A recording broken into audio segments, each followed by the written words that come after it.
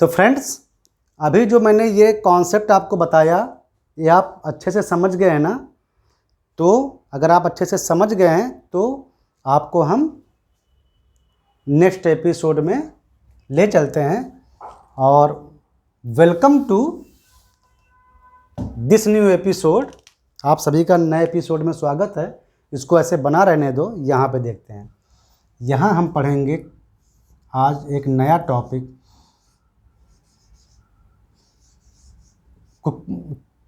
Chromatic dispersion.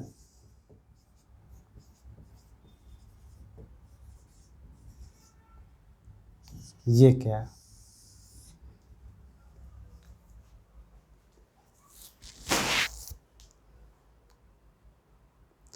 Chromatic dispersion एक नया topic पढ़ते हैं और ध्यान से देखो।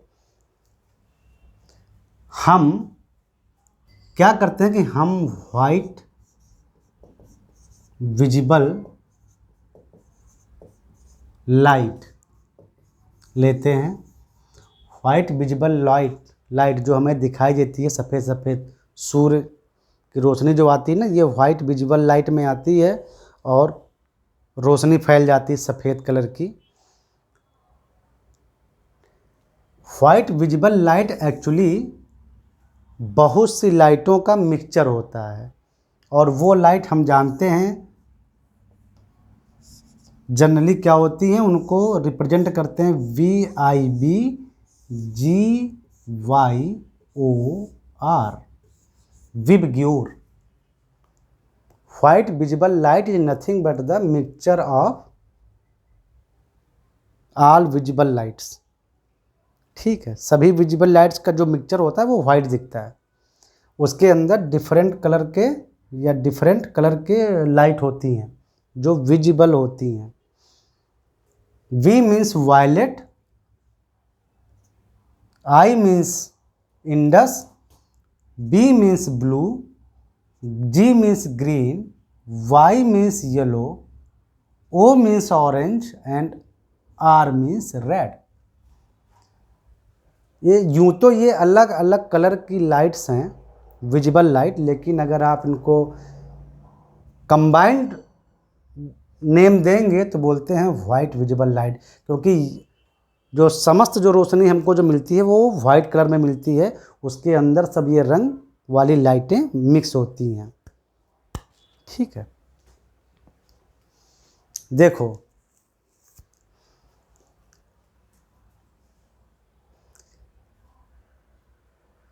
ये जो स्पेक्ट्रम है विबग्योर, ये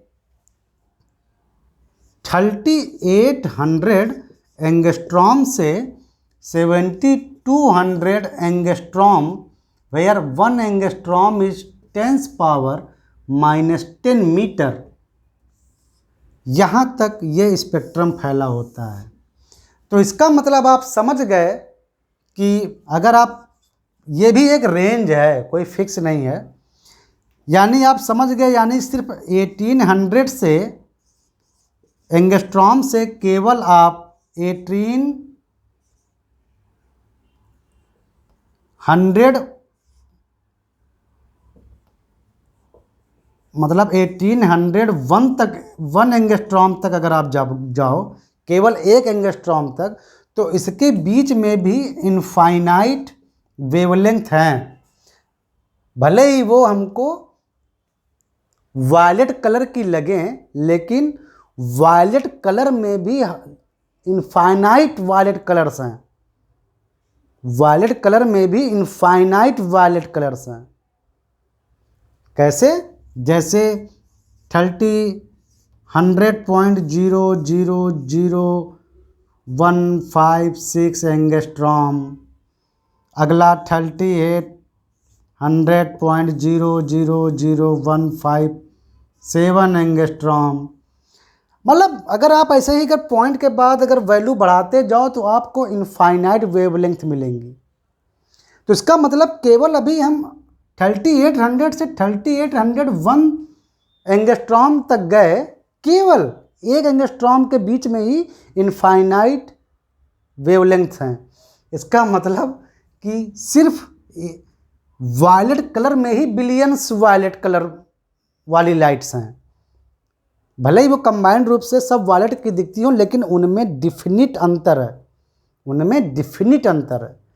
तो मतलब आप समझ सकते हो कि इसी रेंज में जिसमें कि हमको मोटे मोटे ये कलर दिख रहे हैं, V, violet, indigo, blue, green, yellow, orange और रेड, मतलब इसी रेंज के स्पेक्ट्रम में ही इनफाइनाइट विजिबल लाइट वाली वेवलेंथ हैं, या लेंथ वाली इनफाइनाइट टाइप की डिफरेंट वेवलेंथ वाली विजिबल लाइट्स हैं। ठीक है, तो इसीलिए एक हम क्या करते हैं, हम ज़्यादा डिटेल में नहीं जाते हैं, जस्ट केवल एक रेंज में देखते हैं। समझ में आया? कोई 7 ही कलर नहीं है, इनफाइनाइट मतलब अनगिनत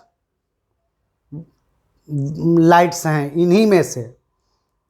समझ में आया? लेकिन एज ए ग्रुप हम उसको ये नाम देते हैं कि हाँ कुछ बैंड वेवलेंथ का बैंड हमारा वायलेट है, कुछ लाइट का बैंड इंडस है, कुछ ब्लू है, कुछ ग्रीन है, कुछ येलो है, कुछ ऑरेंज है, कुछ रेड है। इनमें भी अनगिनत बिलियंस ऑफ लाइट इसमें भी हैं। ठीक है, चलो आगे आओ। अब किसी से बोल सकते हो कि वायलेट कलर भी बिलियन टाइप के होते हैं क्योंकि वेवलेंथ डिसाइड करती है उसकी क्वालिटी। चलो अभी हम फिलहाल ऐसे देखते हैं कि विबग्योर यानी ये 7 कलर आप मान लो, 7 कलर में 7 कलर्स हैं, उसमें सबसे लो वेवलेंथ वायलेट कलर की है, वायलेट कलर वाली रे की, विजिबल लाइट की कह सकते हो, और सबसे हाई वेवलेंथ रेड कलर वाली विजिबल लाइट में या रे में कह सकते हो। तो इसकी रेड कलर वाली जो विजिबल लाइट रे है उसकी वेवलेंथ ज़्यादा है, वायलेट कलर वाली विजिबल लाइट की वेवलेंथ कम है। मतलब इसकी जो फ्रीक्वेंसी होगी c by lambda, where c is the speed of light, और इसकी जो फ्रीक्वेंसी होगी,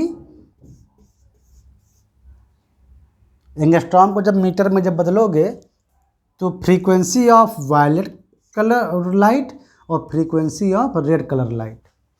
तो समझ में आ गया कि वायलेट कलर जो लाइट है उसकी फ्रीक्वेंसी हाई है, वेवलेंथ कम है, रेड कलर वाली लाइट की वेवलेंथ ज़्यादा है, फ्रीक्वेंसी कम है। ठीक है, ये बात आपको समझ में आ गई। चलो चलते हैं अगले टॉपिक पर। जो हम बताना चाह रहे थे वो अब बताते हैं। देखो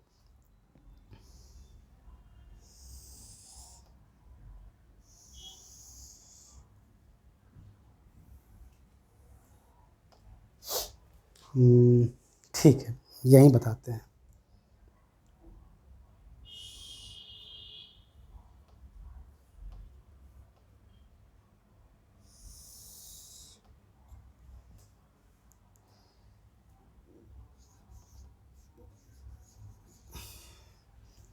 ये ग्लास है, ये एयर है, नीचे हमारा ग्लास है, ये इतना, ये मान लो ग्लास का टुकड़ा है, और ये ऊपर इसके एयर है। एयर मीडियम नंबर 1 ये एयर है यहाँ पर, और मीडियम नंबर 2 ग्लास है। ग्लास के ऊपर एयर, और ये एयर और ग्लास को अलग करने वाली ये बाउंड्री लाइन है। ओके, तो इस बाउंड्री लाइन पर आप एक नॉर्मल लो, ठीक है, और यहाँ पर आप एक बार एकदम फिक्स एंगल पर कौन सी लाइट मारो, वायलेट लाइट पहले, जिसकी वेवलेंथ कम है, फ्रीक्वेंसी हाई है। तो ग्लास का जो रिफ्रैक्टिव इंडेक्स जो होता है, रिफ्रैक्टिव इंडेक्स यानी म्यू, ग्लास का जो रिफ्रैक्टिव इंडेक्स है वो जो लाइट उस पर गिर रही है यानी फॉल हो रही है, जो उसके अंदर जाएगी, भाई ये ट्रांसपेरेंट है तो लाइट इसके अंदर जाएगी ही जाएगी ग्लास के अंदर। तो रिफ्रैक्टिव इंडेक्स जो फॉलिंग, जो ये कह सकते हो या जो इंसिडेंट जो लाइट है उसकी वेवलेंथ पर भी डिपेंड करता है, उसकी वेवलेंथ पर डिपेंड करता है। Mu refractive index is function of wavelength. इसका फार्मूला यहाँ पढ़ने की कोई ज़रूरत नहीं है, तुम्हारे कोर्स में इसका कोई स्कोप नहीं है। बस आप इतना याद रखिए कि जो ये रिफ्रैक्टिव इंडेक्स किसी मीडियम का होता है वो इंसिडेंट लाइट की वेवलेंथ पर डिपेंड करता है। यानी यही ग्लास वायलेट कलर के लिए डिफरेंट रिफ्रैक्टिव इंडेक्स फील कराएगा और यही ग्लास रेड कलर जिसकी की वेवलेंथ डिफरेंट है उस लाइट के लिए डिफरेंट रिफ्रैक्टिव इंडेक्स फील कराएगा। Refractive index is a function of lambda यानी वेवलेंथ और frequency. Refractive index incoming light के फ्रीक्वेंसी या वेवलेंथ पर डिपेंड करता है। जिस लाइट की वेवलेंथ लो होती है, जिस लाइट की वेवलेंथ लो होती है या कह लो फ्रीक्वेंसी ज़्यादा होती है, जैसे यहाँ पर वायलेट कलर जिसकी वेवलेंथ लो है, मान लो आर से अगर कंपैरिजन करें यानी रेड से कंपैरिजन करें तो यानी रेड कलर की जो विजिबल लाइट है उससे वायलेट कलर की विजिबल लाइट की वेवलेंथ रेड कलर वाले की ज़्यादा है, वायलेट कलर वाले की कम है वेवलेंथ। तो अगर जिसकी वेवलेंथ कम होती है, मीडियम का रिफ्रैक्टिव इंडेक्स उसके लिए ज़्यादा होता है, मीडियम का रिफ्रैक्टिव इंडेक्स उसके लिए ज़्यादा होता है। यानी अगर सेम थीटा एंगल पर पहले हम वायलेट लाइन डालें तो वो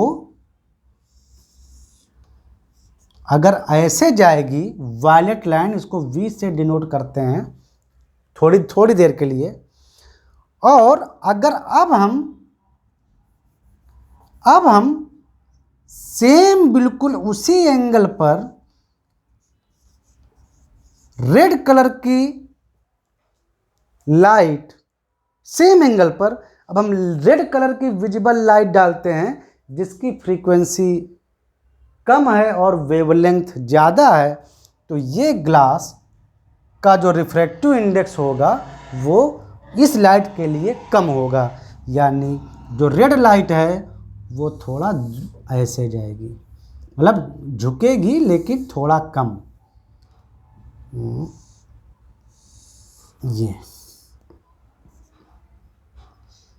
ये जा रही है रेड कलर की लाइट। अगर ये एंगल थोड़ी देर के लिए β1 है और नॉर्मल से जो रेड जो बना रही है ये अगर β2 है तो रिलेशन क्या होगा?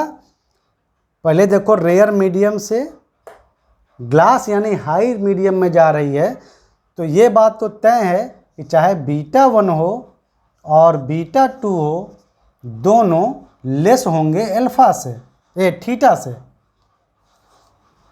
लेकिन दोनों थीटा से तो कम होंगे, लेकिन β2 विल बी मोर देन β1। जो वायलेट कलर की जो लाइट है, रे है, जिसकी वेवलेंथ कम है, वो इस नॉर्मल के ज़्यादा करीब से बेंड होगी, यानी ऐसा बेंड होगी कि वो नॉर्मल की तरफ ज़्यादा बेंड होगी, और रेड वाली थोड़ा थोड़ा दूर से कम बेंड होगी तो एंगल ऑफ रिफ्रैक्शन ज़्यादा बनाएगा। रेड वाले के लिए ये रिफ्रैक्टिव इंडेक्स घट जाएगा और वायलेट वाले के लिए ये रिफ्रैक्टिव इंडेक्स बढ़ जाएगा। Refractive index of medium increases as wavelength decreases and refractive index of medium decreases as wavelength increases, और फ्रीक्वेंसी इंक्रीजेस और फ्रीक्वेंसी डिक्रीजेस, क्योंकि वेवलेंथ और फ्रीक्वेंसी में रिवर्स रिलेशन होता है। किसी लाइट की अगर वेवलेंथ ज़्यादा है तो फ्रीक्वेंसी कम होगी, अगर फ्रीक्वेंसी ज़्यादा है तो उसकी वेवलेंथ कम होगी। तो ये था क्रोमैटिक डिस्पर्जन। क्रोमैटिक डिस्पर्जन मतलब रिफ्रैक्टिव इंडेक्स की डिपेंडेंसी ऑन, रिफ्रैक्टिव इंडेक्स का वेरिएशन कह सकते हो विद वेवलेंथ और फ्रीक्वेंसी ऑफ द लाइट रे। समझ में आया? समझ में आया?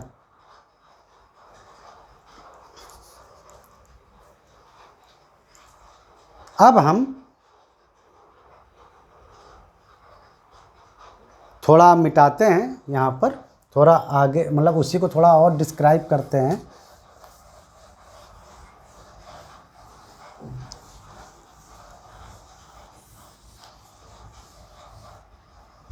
तो सिमिलरली अगर इधर ग्लास मीडियम है और इधर एयर है, यानी हम डेंसर मतलब हाई रिफ्रैक्टिव इंडेक्स से लो रिफ्रैक्टिव इंडेक्स मीडियम में आ रहे हैं और ये दोनों को मिलाने वाली बाउंड्री है, तो पहले बाउंड्री पर ऐसे लाइन खींचो, नॉर्मल नॉर्मल, और अब हम ग्लास से एयर में आ रहे हैं, ग्लास से एयर में आ रहे हैं। मान लो एक फिक्स एंगल थीटा पर पहले हमने वायलेट कलर की विजिबल लाइट इंसिडेंट कराई, जिसकी वेवलेंथ रेड वाले से कम है, यानी वेवलेंथ लो है। तो लो है तो ये ग्लास का जो रिफ्रैक्टिव इंडेक्स होगा म्यू, वो इस वायलेट कलर वाली लाइट के लिए ज़्यादा होगा, यानी मतलब हाई होगा, क्योंकि ये वायलेट कलर की वेवलेंथ कम है। तो वायलेट कलर क्या होगा,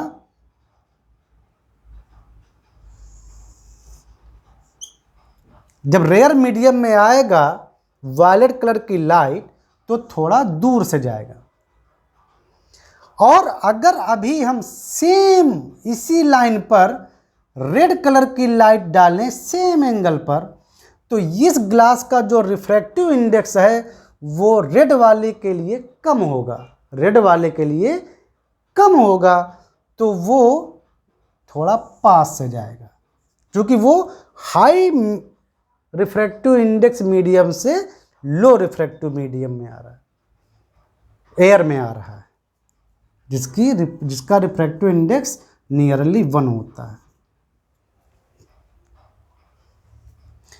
तो अगर सेम एंगल पर रेड और वायलेट का मिक्सचर डालें यानी दोनों वेवलेंथ वाली लाइट, तो कुछ ऐसा नज़ारा होगा कि वेवलेंथ V थोड़ा ऐसे जाएगी, R थोड़ा ऐसे आएगी।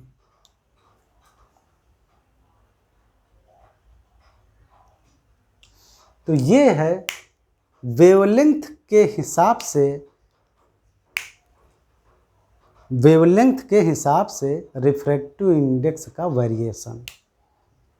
वेरिएशन, यानी डिफरेंट वेवलेंथ वाली वेव के लिए या लाइट के लिए, लाइट ही बोलो, तो डिफरेंट वेवलेंथ वाली लाइट के लिए या लाइट की रे के लिए जो रिफ्रैक्टिव इंडेक्स मीडियम है वो बदल जाता है।